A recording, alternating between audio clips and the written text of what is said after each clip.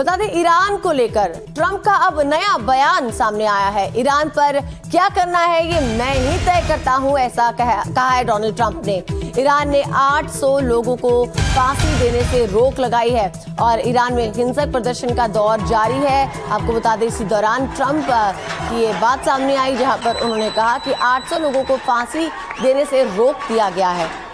ये बयान इसलिए बहुत महत्वपूर्ण है दीदी, क्योंकि लगातार ट्रंप और ईरान में खमेनेई के बीच बयानबाजी जो है वो जारी है और ऐसे में इस बात का अंदेशा था कि अमेरिका क्या सीधा इस मामले में कूद पड़ेगा, क्या अमेरिका हमला कर सकता है ईरान को लेकर। ऐसे में जब भी ट्रंप जो है वो मीडिया से मुखातिब होते हैं तो उनसे इस बारे में सवाल पूछा जाता है कि आपकी आगे की रणनीति क्या है, तो इस पर उन्होंने कहा कि ये मैं तय करता हूं कि मुझे क्या करना है। ईरान ने 800 लोगों को फांसी रोकी है और ईरान में हिंसक प्रदर्शन का दौर अभी भी जारी है, ये उन्होंने यहां पर बताया। क्या ईरान पर हमला नहीं टालेंगे ट्रंप? क्या खामेनेई के खिलाफ ऑल आउट अटैक होगा? क्या शांति वाली डील ब्रेक हो गई? क्या ईरान ने चुपचाप फांसी देना शुरू कर दिया?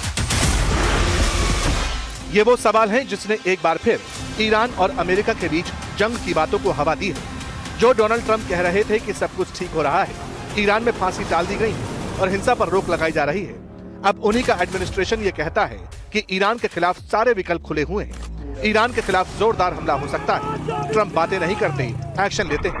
पहले व्हाइट हाउस का ये बयान सुन लीजिए। The President understands today that 800 executions that were scheduled and supposed to take place yesterday were halted. इस बयान की टाइमिंग काफी अहम है, क्योंकि जैसे ही ये बयान आया उसी वक्त मानवाधिकार संगठनों की तरफ से खामेनेई के फांसी घर को लेकर नई रिपोर्ट्स और खुलासे होने लगे। एक मानवाधिकार संगठन की तरफ से कहा गया कि विरोध प्रदर्शन की आड़ में दंगा करने वालों को ईरान ने, वहां की सरकार ने खामेनेई के ऑर्डर पर फांसी देना शुरू कर दिया है। कहा गया कि कम से कम 52 लोगों को फांसी दी गई और वक्त के साथ ये आंकड़ा बढ़ सकता है। हालांकि एनडीटीवी इस खबर की पुष्टि नहीं करता, लेकिन यहाँ ये बताना भी जरूरी है कि ये वही संगठन है जिसने सबसे पहले कहा था कि ईरान में हजारों लोगों की मौत हो चुकी है और फिर ईरान की सरकार ने ये बात मानी भी थी, वो भी ऑन कैमरा।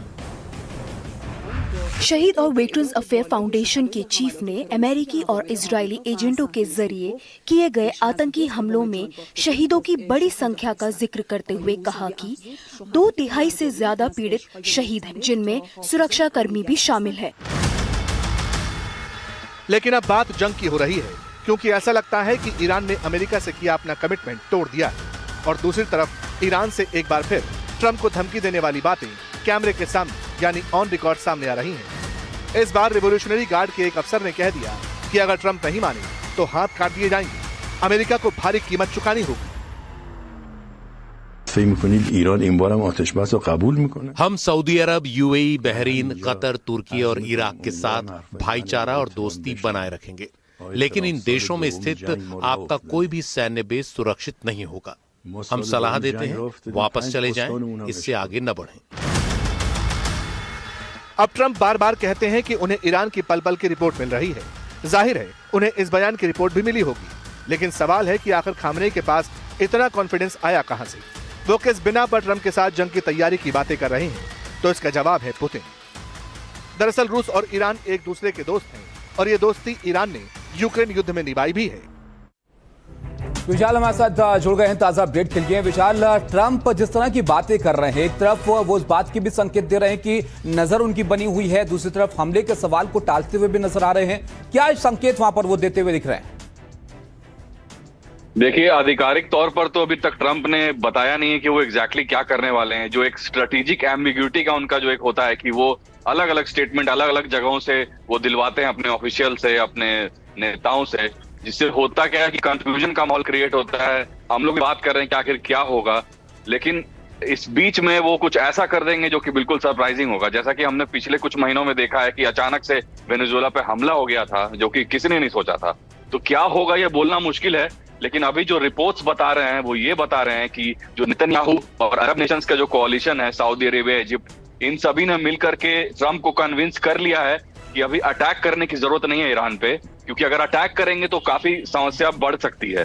तो अभी जो है फिलहाल जो लग रहा है कि मामला जो अटैक वाला है वो टाल दिया गया है, पर ये कब तक रहेगा, और जो प्रोटेस्ट भी है वो ज्यादातर तौर पे दबा दिए गए हैं, क्योंकि जो वायलेंस जो क्रैकडाउन था वो किसी हद तक सक्सेसफुल रहा है। तो ईरानियन रेजिम भी खतरे में नहीं है और यूएस भी चाहेगा कि जो पीस है वो मेंटेन रहे। तो अभी फिलहाल ये कहना मुश्किल होगा कि अटैक कब होगा।